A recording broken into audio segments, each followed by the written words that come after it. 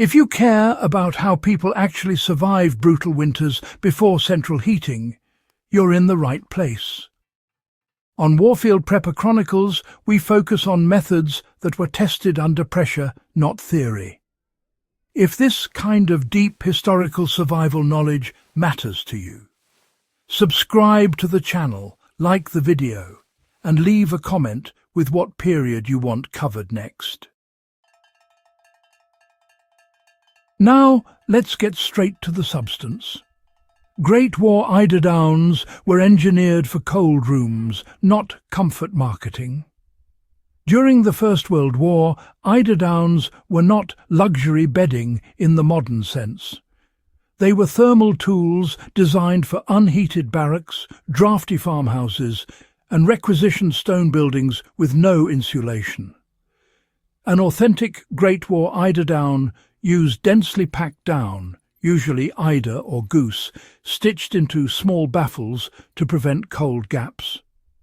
The weight mattered. These were heavier than modern duvets because weight reduced air pumping caused by movement, which in turn reduced heat loss. When laid correctly, the eiderdown created a stable microclimate around the sleeper rather than relying on body heat alone.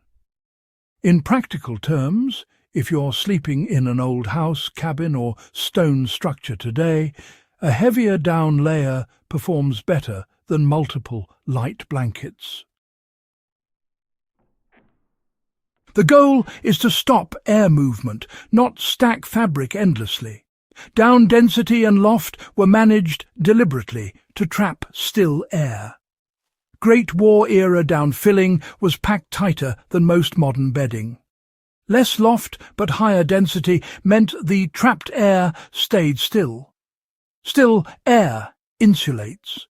Moving air steals heat. This is why soldiers and civilians alike favoured eiderdowns over wool blankets for overnight warmth. Wool warms when worn, but loses effectiveness when compressed under body weight. Down retains insulation even when partially compressed. You can apply this today by choosing a high-fill power down layer, but avoiding ultralight summer duvets. A winter-rated down insert, slightly oversized for the bed, replicates the historical approach. Tuck it fully under the mattress edges to reduce convective heat loss, exactly as was done in rural European homes during the war years.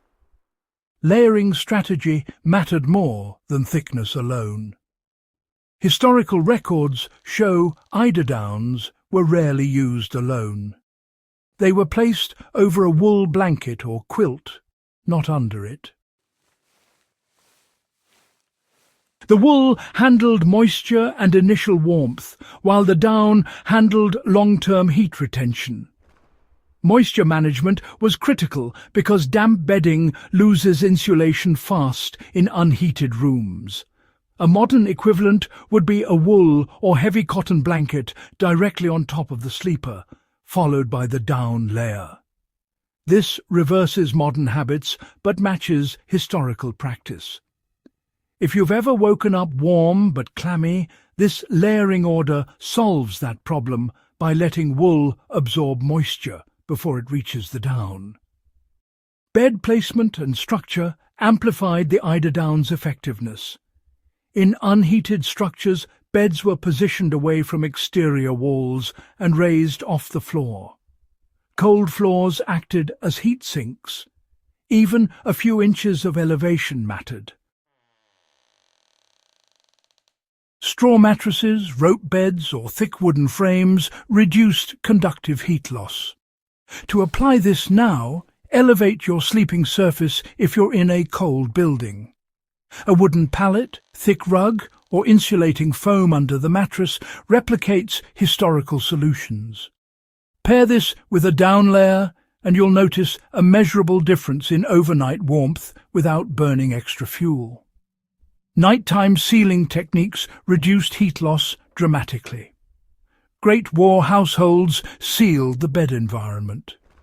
Curtains, bed hangings, or even simple canvas sheets were used to block drafts. The Eiderdown was the core heat source, but draft control made it efficient. You don't need a four-poster bed to do this.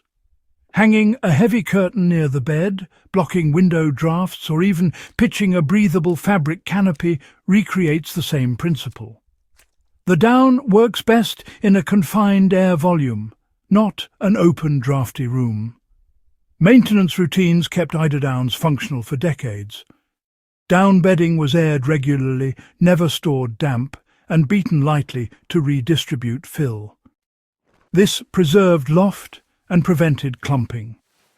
During the war, replacement materials were scarce, so maintenance was survival, not aesthetics. Modern users should take note. Regular airing in dry conditions extends the life and effectiveness of down. Avoid compressing it long-term. Store it loose when not in use. These habits maintain thermal performance far better than washing alone. If you're restoring a period home, reenacting, or preparing for grid-down winter scenarios, a single high-quality down layer, used correctly, can outperform multiple synthetic blankets. Combine it with wool beneath seal, the sleeping area, elevate the bed and control drafts. This system mirrors what kept civilians and soldiers alive through European winters during the Great War with minimal fuel. Even in mild climates, this approach reduces heating demand. In colder regions, it becomes a fuel-saving strategy that scales from rural cabins to urban apartments during outages.